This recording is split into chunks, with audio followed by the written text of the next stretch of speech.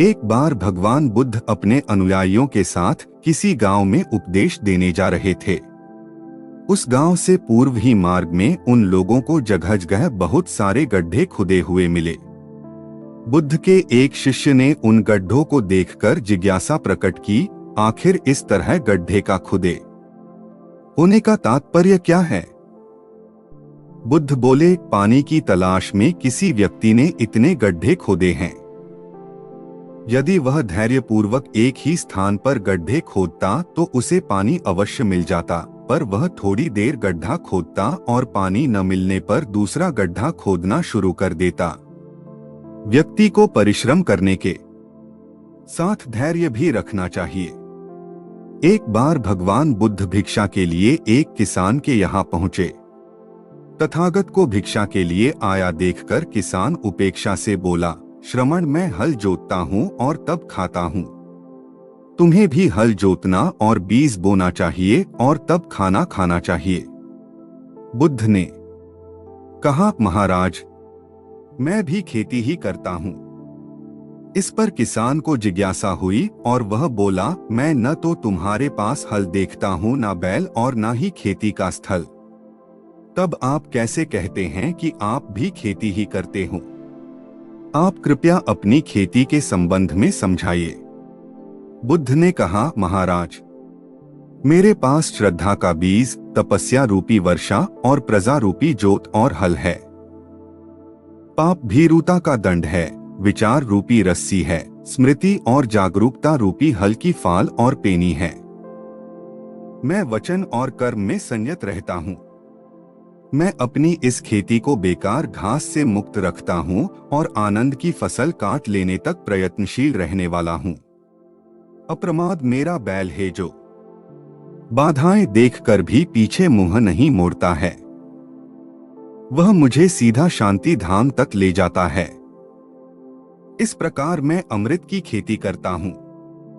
भगवान बुद्ध का जब पाटलिपुत्र में शुभागमन हुआ तो हर व्यक्ति अपनी अपनी सांपत्तिक स्थिति के अनुसार उन्हें उपहार देने की योजना बनाने लगा। राजा बिंबिसार ने भी कीमती हीरे, मोती और रत्न उन्हें पेश किए।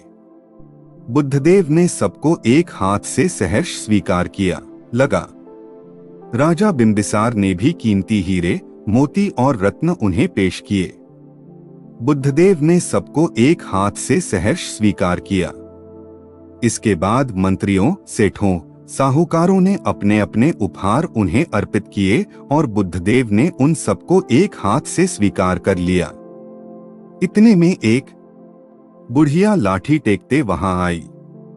बुद्धदेव को प्रणाम कर वह बोली, भगवन, जिस समय आपके आने का समाचार मुझे मिला उस समय मैं यह अनार खा रही थी। मेरे पास कोई दूसरी चीज न होने के कारण मैं इस अधखाए फल को ही ले आई हूँ। यदि आप मेरी इस तुच्छ भेंट स्वीकार करें तो मैं अहोभाग्य समझूंगी। भगवान बुद्ध ने दोनों हाथ सामने कर वह फल ग्रहण किया।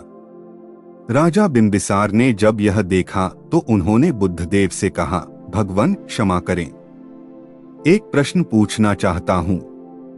हम सबने आपको कीमती और बड़े बड़े उपहार दिए जिन्हें आपने एक हाथ से ग्रहण किया, लेकिन इस बुढ़िया द्वारा दिए गए छोटे एवं जूठे फल को आपने दोनों हाथों से ग्रहण किया। ऐसा क्यों? यह सुन बुद्धदेव मुस्कुराए और बोले, राजन, आप सबने अवश्य बहुमूल्य उपहार दिए हैं, किंतु यह सब आपकी संपत्ति का 10वां हिस्सा भी नहीं है।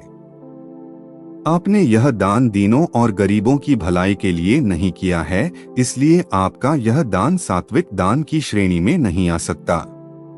इसके विपरीत इस बुढ़िया ने अपने मुंह का कौर ही मुझे दे डाला है।